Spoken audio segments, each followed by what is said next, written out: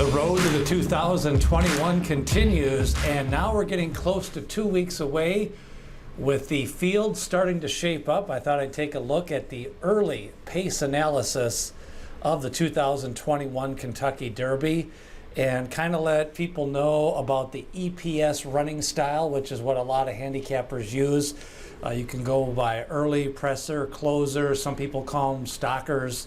It kind of depends on how you want to kind of define some of these things. But let's start off first with a definition of the EPS running styles. And an E is considered an early horse. And this is a horse who likes the lead or runs its best races on the lead. And that's one of the things for those of you who don't do a lot of pace analysis.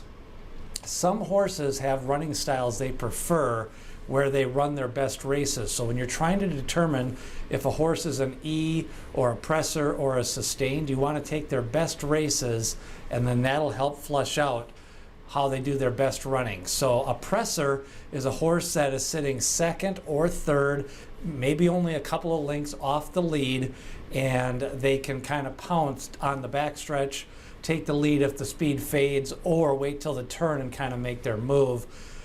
In the Kentucky Derby, you don't always have, in other races, you don't always have a mid-pack horse, but in the Kentucky Derby, when you have a 20-horse field, we actually have to add a third group of horses, which is that mid-pack horses, which is those horses sitting anywhere from 8th to 12th place.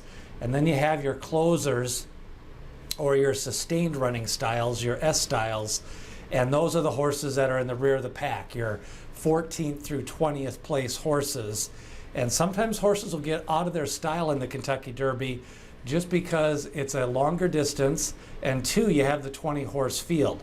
So when you take a look at the analysis for this race, after defining the early presser, mid-pack, and closers, some potential early horses, now that Caddo River looks like he's going to point to the race, you've got Caddo River, you've got Rock Your World, because his best race was his last race. Now he's only got 3 career races, but that was a wire-to-wire effort on the Santa Anita Derby. Now you may argue that maybe he doesn't need the lead because in his first 2 races he didn't have the lead.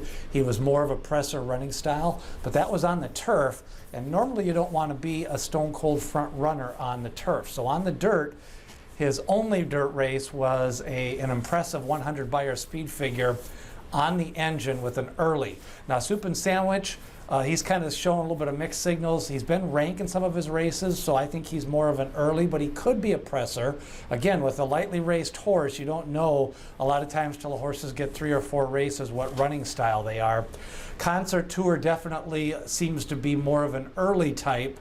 Highly motivated, came off the pace at Keeneland last fall, but he set the pace the last time out when he kind of needed the lead over Essential Quality. Now your pressers, again, could be highly motivated. They could be Concert Tour. Midnight Bourbon has shown a versatile running style. He went wire to wire in the LeCompte Stakes, but he could be a presser in this spot. Now Mike Smith likes to be more forwardly placed. He's done his best running in some of his big stakes races on Bob Baffert's horses on the lead. He has been announced on Midnight Bourbon. So I think Midnight Bourbon could be an early horse, but he doesn't really have that raw speed. He's working out well since that last race. He can take the lead. I'd say he's more of an EP style, but he could have the lead in this race or be content to stalk in this spot. Now your mid-pack horses, this is kind of that category for the Kentucky Derby and for races when you have 12, 13, 14 horses. You've got Known Agenda, you've got Dynamic One, came from just off the pace in the Wood, ran wide in a Gulfstream Park race and came off the pace against Greatest Honor.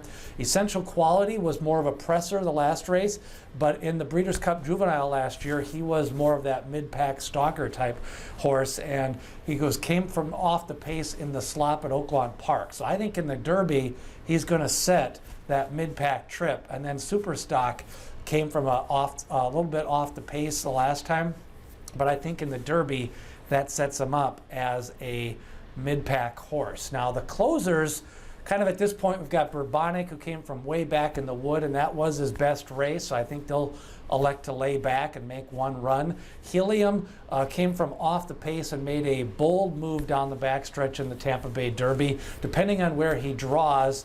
And a lot of this is going to be determined by post position draw in the final analysis, and we'll come back with a final pace analysis as part of our Derby preview. So that's where they fit on running styles. Now, I have a feeling this could be a contentious race if horses like Rock Your World, Concert Tour, and Caddo River go for the lead, because then you've got Midnight Bourbon, Soup and Sandwich. These are key horses to make it a contentious race.